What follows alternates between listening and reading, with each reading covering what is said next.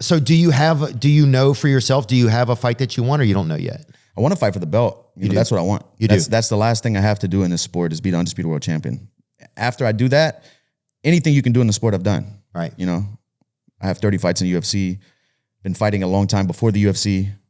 Like, that's the last thing I have to do. Yeah. Yeah.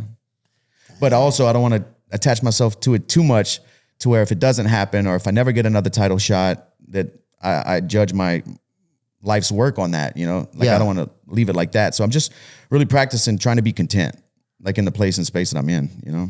Yeah. Yeah, dude, I felt like when you won that fight, it's interesting how much, like I was in that bar, like me and my comedian friend Amir, we're in this bar in Australia, we're watching. Oh, yeah. And I'm like holding on to some guy in there, I don't even know. Like everybody's just, people were on their edge of their seat. There was like, some guy left his wife right during it. Like people were like, there was just so much going on, man. But it felt like, you almost felt the whole planet. It felt like taking an exhale, like, oh. Yeah. Like it felt like things were possible. That's what was craziest about it, I think. And somebody had a great tweet. It was like, Dustin for humanity. And I was like, man, that's exactly how it felt. It was like. The underdog came through again, man. Yes. I think it made everybody just feel like, oh, there's still things that can happen in the world that, like a guy stands a fighting chance. For sure. Yeah. Dude, I'm missed to bounce back. Every time I take an L, I come back. Yeah. You know, I come back and it's a challenge to myself every time because I've never lost 2 fights in a row. Getting knocked out by Gaethje, jumping right back in camp, you know, and unsure of the future. What if and I was in a bad place. What if I lose this fight? Where am I going to be at then? Ooh. You know? But to get my hand raised and put on a performance like that, it's just like, fuck, man, hard work pays off. Yeah. Dude, that strut after. What did Trump say to you after the fight? I couldn't hear what he was saying. I was talking to Dana, and then somebody sitting next to Dana was telling me they bet like $200K on me or something like that, and I was trying to get my 20% from him. That's what I was talking about. Yeah. You're just walking around collecting, bro. Like, hey. Always be closing. The work is done, baby. We got to collect. It looks like I'm talking to Trump, but I'm talking to somebody, Dana, and somebody sitting next to him. Oh, I see. Yeah. You're doing good. You're great. You're phenomenal. Vice president. Yeah, what do you feel like, man? Do you feel like you're getting towards the end of your career? Do you feel like you're figuring it out? Do you feel like it's up to you? Do you feel like it's up to the UFC? What does it feel like, kind of? It's definitely up to me. And, my wife, my coaches, they want me to keep going. My wife wants me to stop, but my coaches know I still have it. I'm just taking it one fight at a time. I still feel good. Like I said, my wife wants me to stop, though. My daughter wants me to stop, too. Oh, she does? Yeah. What did she say? What is that like? Because at a certain point, it kind of turns on for your kid what's going on. She's old enough now. She knows that I fight, you know. She knows what it is. And she wants me to be home. You know, when I do camps, I'm gone for 8 weeks. They'll come out for 2 weeks. We try not to do more than 2 weeks apart. So I'll do like the first 2 weeks, and they'll meet me, and I'll do the last 2 weeks. But she doesn't want me to fight anymore. She doesn't want to see me come home with stitches. You know, since she was a baby, she's been like pulling stitches out of my face and stuff after fights. Oh, that's insane. Yeah. If I get this fucking gold belt, we're going to have to make a movie. Yeah. I remember coming over your house when you had the belt. Yeah.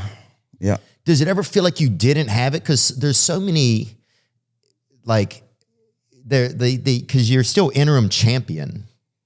Yeah. It's not like champion's not in it. No, and I beat a current champion at the time who was the title holder when we fought, you know. It's just, I feel like it was a world championship, but people's opinions, you know, is what it is. Yeah.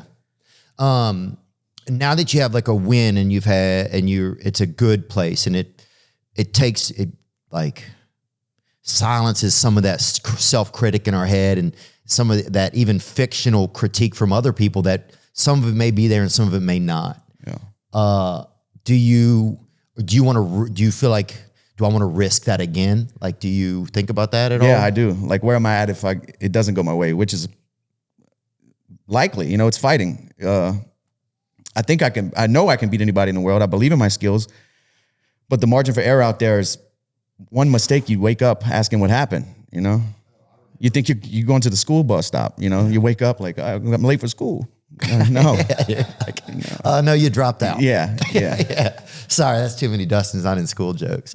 Yeah, because now you're in a space now where you can run it back, man. You can feel like you can do it again. You can, if you wanted to, you could retire on a high note. People can retire whenever they want. Yeah, when I was 18, bro, I told my wife, we made an agreement. I wouldn't fight past 35. And at 18, I had no idea what 35 looked like. But now I'm 35. I'm like, oh shit, it's here. I still feel good. Right. I don't want to stop, so we'll see. I still feel good and I compete with these young guys. Yeah. I do it every day in the gym, and I got bumps and bruises I carry from so many years of fighting. Had a couple of surgeries, but I feel good. So what do you think? What does it look like for you? Like, are they pushing you? I know you talked about fighting Khamzat. Islam. Do you think that's what do you think is gonna happen? We'll see, man. I think this next pay-per-view, UFC 300, they have... Might be an announcement? No. It's in 2 weeks. Max Holloway's fighting Gaethje. Oh yeah, I'm gonna go to it. Are you going? Nah. I'm doing a viewing party in Connecticut. Oh, okay, great. Where's that at? Just so people can come check you out. At the Mohegan Sun. Gang. At the Mohegan Sun. But there's 2 huge title fights on that card. Not title fights, 2 huge lightweight fights. Oh yeah, this could have a lot to do with you guys. Arman versus Charles, and then Gaethje versus Holloway. So that's some big fights in the division. We'll see what happens after that. Wow. Yeah, because... But I've fought 3 of those 4 guys already, and 2 of them I fought twice. Yeah. I know, huh? Yeah, I fought Max twice, fought Justin twice, and fought Charles once. Do you have... What kind of outcome would you prefer, do you think?